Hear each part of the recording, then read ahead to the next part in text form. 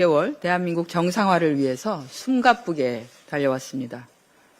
혼란과 분열의 시대를 끝내는 동시에 국민의 일상을 회복하는 데 주력한 180일입니다.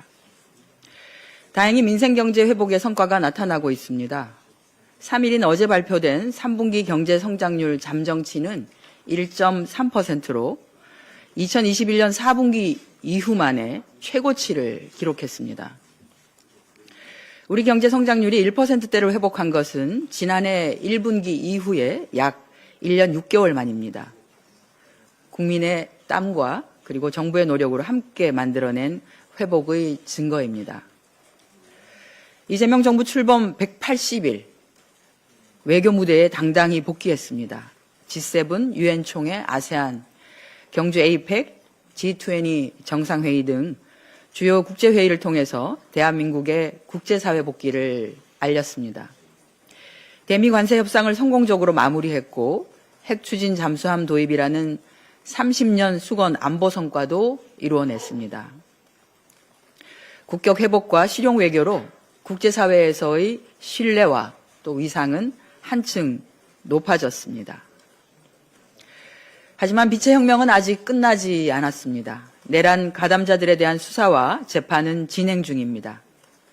사적인 야욕을 위해서 헌정 질서를 파괴하고 민주주의 파괴를 시도한 무도한 세력은 그에 응당한 심판을 받아야 합니다. 이재명 대통령의 말씀처럼 다시는 쿠데타를 꿈조차 꿀 수 없는 나라, 누구도 국민 주권의 빛을 위협할 수 없는 나라를 만들기 위해서 민주당은 국회에서 그 역할을 충실히 해나가겠습니다. 이재명 정부와 민주당은 빛의 혁명을 만들어주신 국민을 믿고 흔들림 없이 가겠습니다. 2026년도 예산안이 법정 시한 내에 통과됐습니다. 국민과의 약속을 지킬 수 있게 돼서 다행스럽게 생각합니다.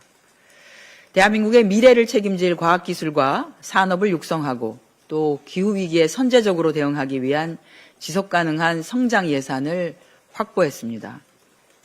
국민 생명과 안전 강화, 국가안보 및 재난 대응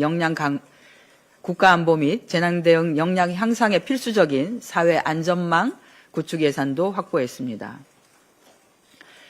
수도권 호남, 영남, 충청, 강원, 제주 등 각 권역별 핵심 사업 예산 또한 확실히 챙기면서 국가 균형 발전을 가속화할 예산을 증액했습니다.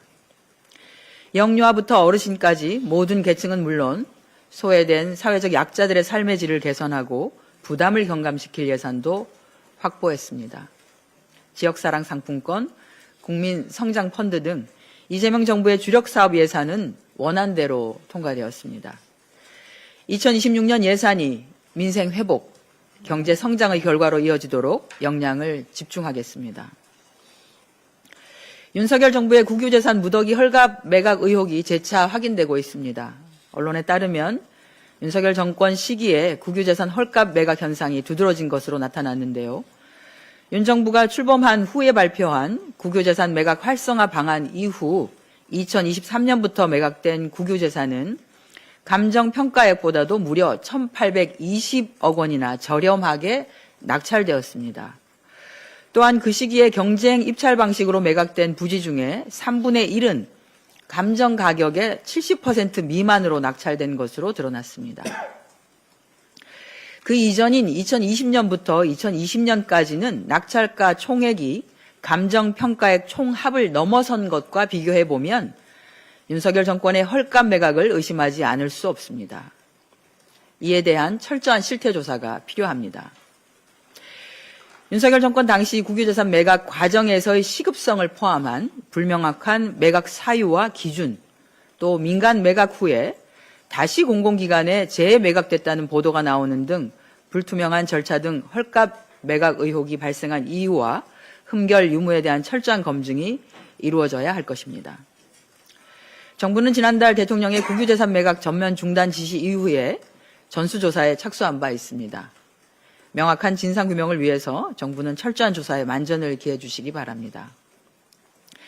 민주당은 지난달 헐값 매각 의혹의 전면 규명을 위해서 윤석열 정부 국유재산 헐값 매각 진상규명 특별위원회를 구성하고 국유재산의 무분별한 매각을 방지하고 심의 과정을 강화하도록 국유재산법 개정안을 발의한 바 있습니다. 국공유재산은 국민의 자산이자 미래 세대의 자산이기도 합니다. 공공의 자산이 무책임하게 매각되는 일이 더는 발생해서는 안 될 것입니다. 민주당은 정부의 조사 결과와 또한 검증을 기반으로 제도적 보완을 추진해 나가겠습니다. 이상입니다.